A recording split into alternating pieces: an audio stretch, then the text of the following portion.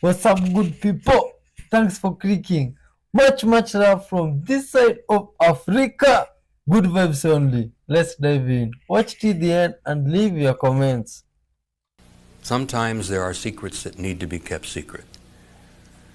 But this particular issue is so important to you as citizens of this country and as citizens of the human race, members of the human race, and citizens of this planet, that there's nothing more important than that, and I purposely and intentionally violate my oath with a good feeling, because I believe that not only do you people have a need to know, you have a right to know, because you're the ones that are paying the bills.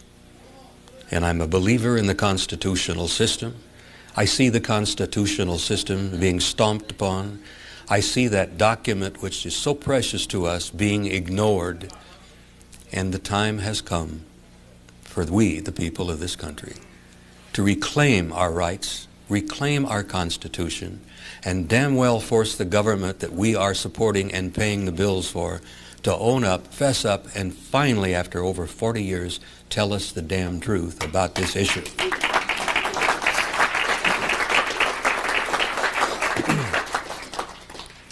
I think I'm preaching to the choir here, and it's a good feeling. Thank you.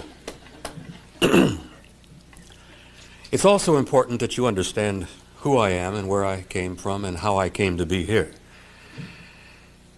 I spent most of my adult life as a professional soldier. I spent 27 years on active duty in the United States Army, and for most of those years I was in the infantry. I was in special operations, special assignments. Ladies and gentlemen, it's a fact that I have been places I should not have been, and I have done things I should not have done. But I served my country loyally, and I still believe in my country, and I love my country, and I love the Constitution. And that's frankly the primary reason I'm here. When they published it in 1964, I said there was only 15 copies. Copy number one went to the Secretary General of NATO. Copy number 2 went to General Lyman Lemnitzer, who was the Supreme Allied Commander. Copy number 3 was assigned to the Shock Operations Center, and that's the one I got a chance to read over and over and over again. The other copies were distributed throughout the military headquarters to major military commanders from the various nations. There were copies in French and German and in English. But what was this document that stirred so much up there in shape in 1964? Let me tell you basically what the major conclusions were. Number 1, and this is a real grabber. The planet Earth, and apparently the entire human race, is and has been the subject of an extensive, intensive, and massive survey and examination by several, remember, several, extraterrestrial high-technology civilizations. And this survey has been extremely thorough and detailed. That almost blows you out of your chair right there. Number 2, these civilizations have demonstrated not only high intelligence, but an extremely advanced technology that may possibly be hundreds, if not thousands of years beyond our own. Evidence collected and studied by this report indicates that there is apparently some kind of a process or a plan unfolding. They, whoever they are, continually demonstrate that the development of some kind of program is underway.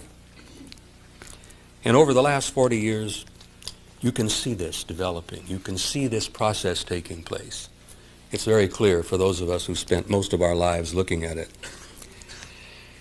Evidence in this report leads to the conclusion that this survey or program has been going on for a very long time, possibly several thousand years.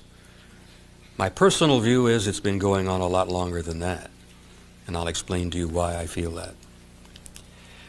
Military intelligence analysis have concluded there did not appear to be a major military threat involved. The conclusions seem to indicate that if they were either malevolent or hostile, that there was absolutely nothing that we could do at that time. And I have to tell you very honestly, there's absolutely nothing we can do at this time.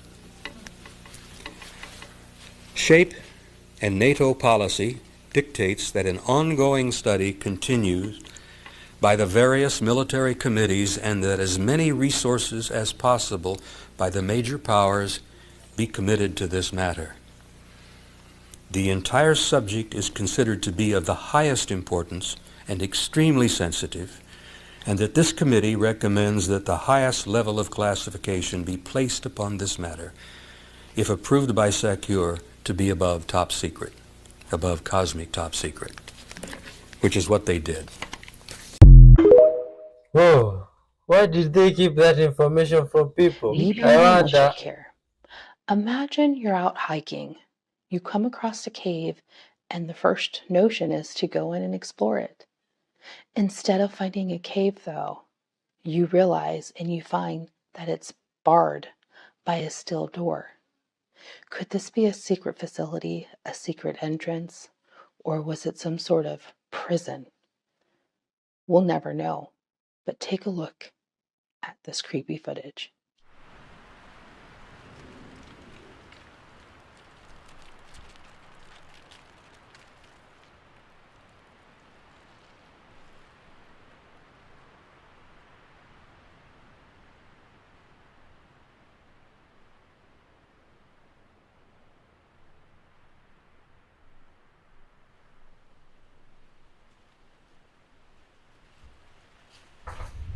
Yo, what could they be guarding in here, man? Do you think a ghost? Superpower person? What do you think? Tell me. That's very creepy. Okay. See the bill? The bill doesn't even go in, and watch his screen. The screen is spinning like crazy, and the bill's not even in the machine. He's holding the jammer. Takes it, puts it back in his pocket.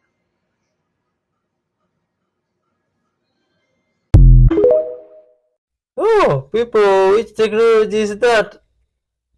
People have very creepy technology to do weird stuff. What is this thing, man? Oh my god. Oh. Is this an animal? Do you guys, have you ever seen such an animal? Is this real? Oh, photograph taken in one of the drains under Rogers Park, Lake Michigan, November 2nd, 1996. 3 teenagers went out to explore blah blah blah the Seawas, Michigan. With the camera in hand, they ventured into the largest pipes, and after traveling about 300 meters, they encountered a huge insect-like creature that was petrified. What? What? They said it was humanly terrifying because it had the deformed face of middle-aged person. Oh no, that This is. is a copy printed in 1672, and some people say that he predicted the Great Fire of London, the rise of Napoleon, both world wars, the destruction of Hiroshima and Nagasaki, the landing on the moon, 9/11. I like the title page. The title page says, "The True Prophecies or Prognostications of Michael Nostradamus, Physician to Henry II, Francis II, and Charles IX, Kings of France, and one of the best astronomers that ever were. Work full of curiosity and learning. Nostradamus." Oh my god. Pay close attention. He's in Antarctica, right next to the ice wall. You're going to want to see this. Stretching off into the horizon, we have one of the largest tabular icebergs currently on our planet. What you're seeing is a tabular iceberg. Tabular icebergs form a plateau with a flat top, unlike non-tabular icebergs, which usually have a rounded top. All icebergs form when a piece or sheet of ice breaks away from a large ice shelf or glacier. And because of ice's innate crystal structure, it tends to break along straight lines.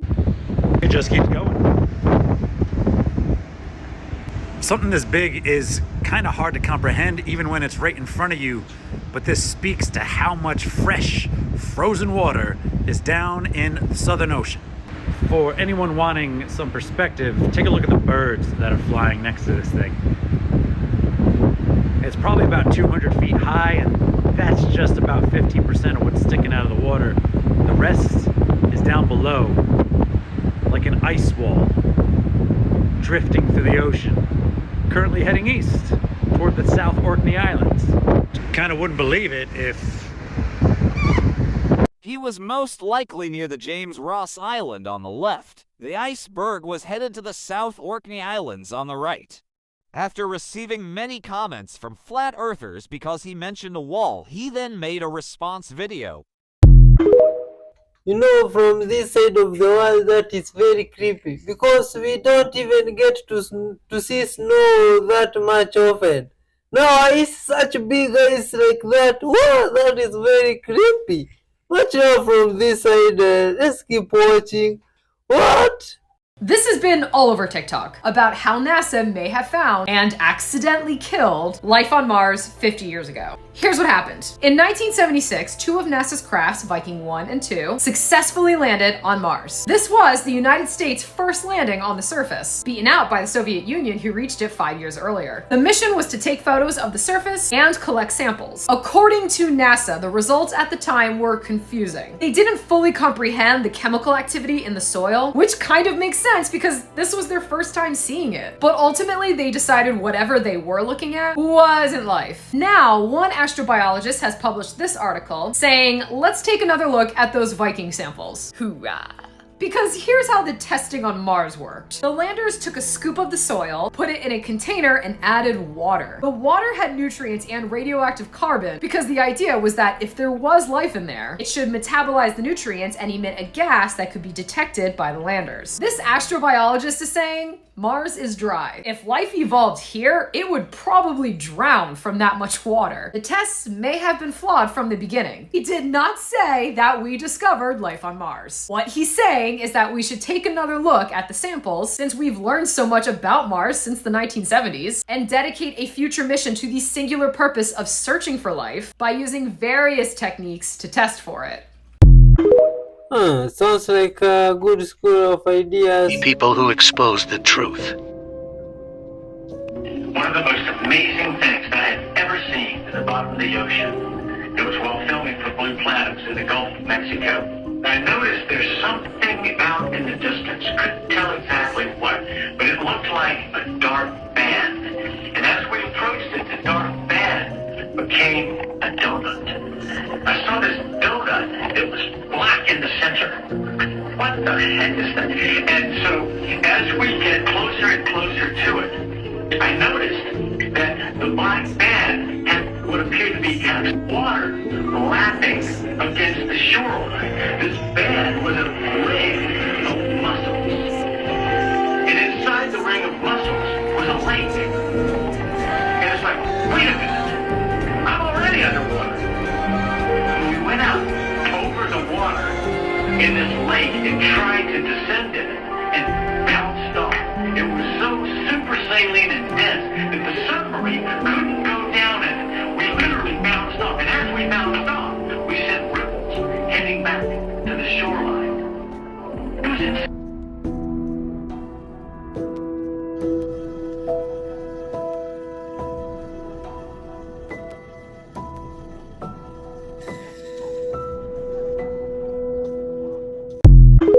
Oh, that is so creepy, man. I am about to blow your mind. I got this book, teaches you how to travel through the quantum realm to access the Akashic records. So right here it talks about the mental plane, and in this section right here it says everything created on the physical plane has to be created first on the mental plane as a thought or idea. Creation on the physical plane starts in the mental plane and then begins to gain denseness on the emotional plane as it... This guy is really trying to distract me right now. Emotional plane as it connects to the emotions, which are a perfect vibrational match. And then she says directly underneath it, I am explaining exactly how the law of attraction works within the cosmology of creation. You have thoughts about what you desire and the vibrational match comes back to you.